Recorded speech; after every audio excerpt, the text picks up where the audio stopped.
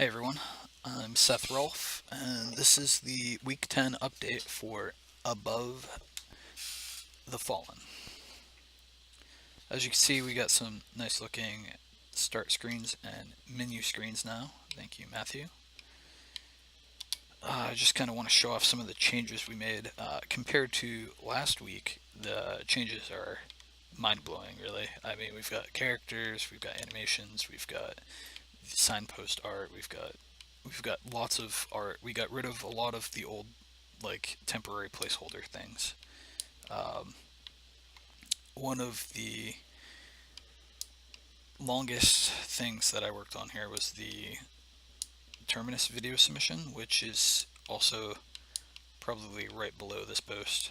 Um, and what I did was I recorded clips from the game and edited the footage and sent it into the competition.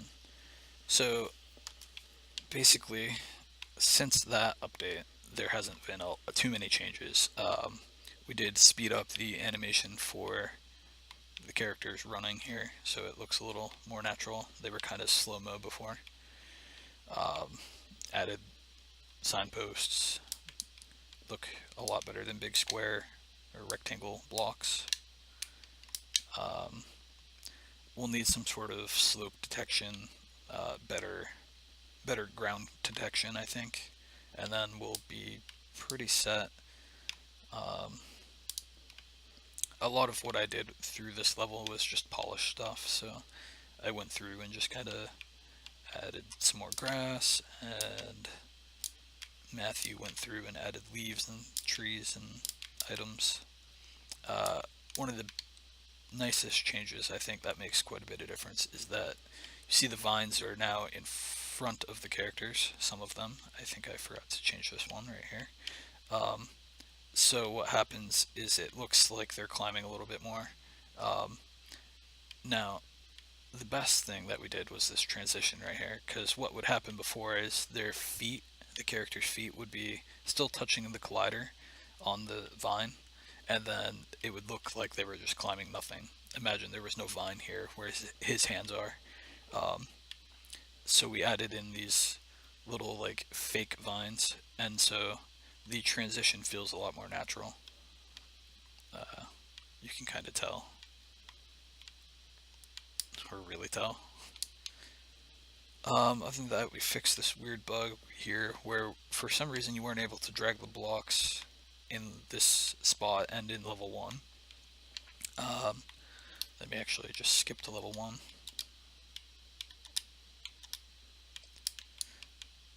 I get rid of the vine that was right there. But for some reason before you couldn't drag the blocks.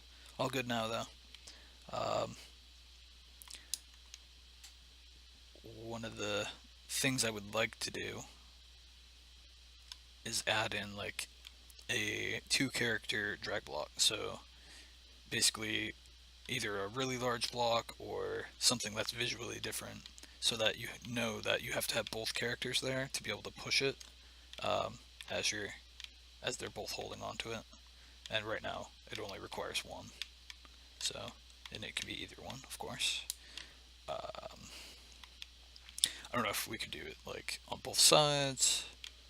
Yes, their animation's pretty funny as they're trying to push against things. So that's something we can talk about in the next week or so. We'll have to, because we have a month and a half left before we graduate.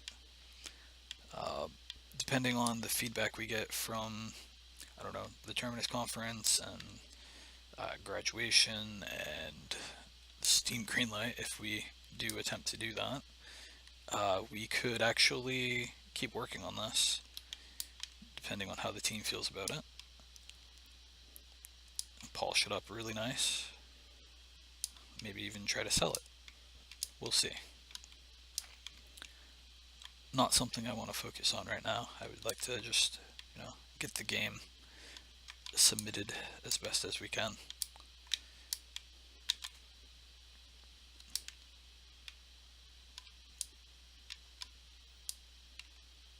So I'm just kind of playing through level 1 here, just to kind of show it off. something we did notice was that these boxes were really hard to pick up before. Uh, we actually have an animation for it now, so we'll be putting that in hopefully this week. And yeah, they're just much easier to pick up, much easier to throw, which is good because they were frustrating everyone that was playing before. Um, there we go.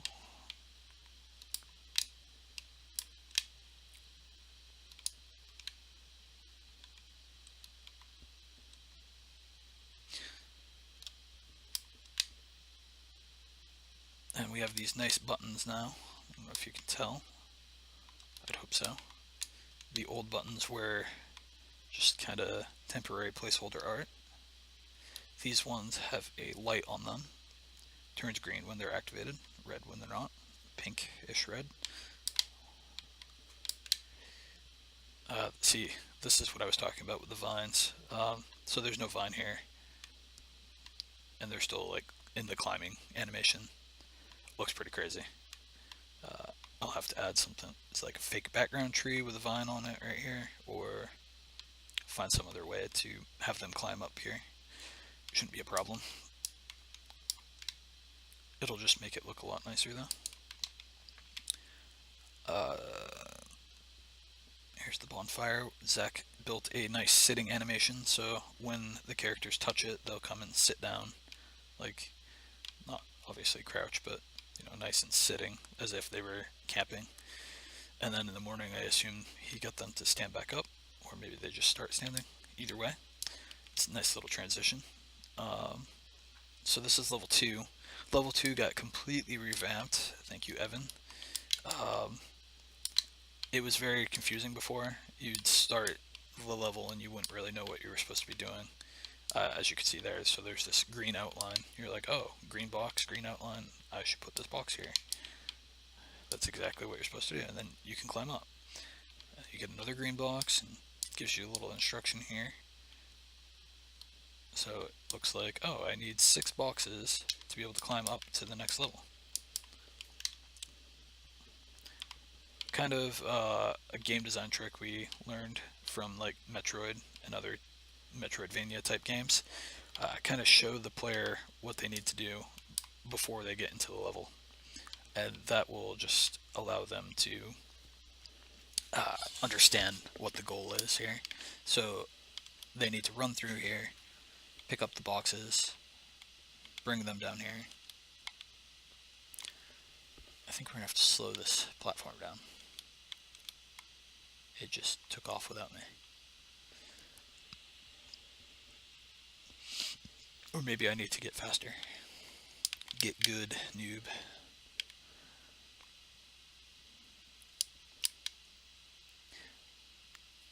So we still have some aesthetic things to take care of here. Like underneath us here, this all needs to be filled in with block tiles or just something. So this is our shrine. Nice and animated now. So it's been activated. We're probably going to put some kind of special effect, particle effect on the characters, whichever one gets the skill, because they're both required to be in the area of the shrine, and then one of them can press the trigger, and that will activate it. So the male character just got sprint, which allows him to destroy these cracked objects and navigate through areas quickly. It uses some of his energy, which we haven't balanced yet, so as you see, it took out a chunk there. We'll have to balance out the amount of energy each one takes, but Zach spent some time doing the nice animation there of the cracked object. Looks pretty good. I'm not going to play through this whole level. It's a little bit long. I mean, it's good because we built it that way on purpose, but I don't want to record the whole thing.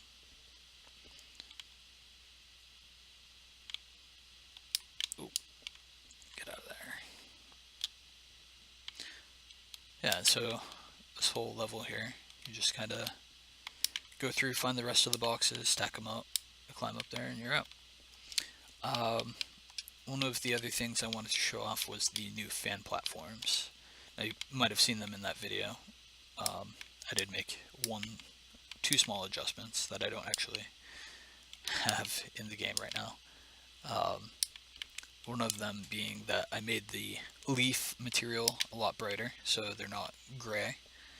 You can see here they're green, dark green, kind of brown, like they're dead leaves. They look pretty good. Basically, I just added that for some visual feedback so the player knows how far the fan platform will blow them. And you can see, I mean, it looks really good. One of the change that I didn't put in here for this video was collisions, so the leaves can collide with objects and the characters, so they kind of like bounce off their feet when they're floating. Like if you were hovering right above them, if this one-way platform wasn't here, you were just kind of hovering in the air.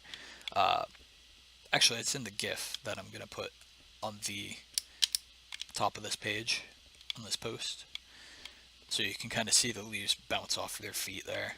And there's even one leaf that gets stuck in between their knees while they're floating, and it just kind of bounces back and forth. Looks pretty cool. Adds some realism to it.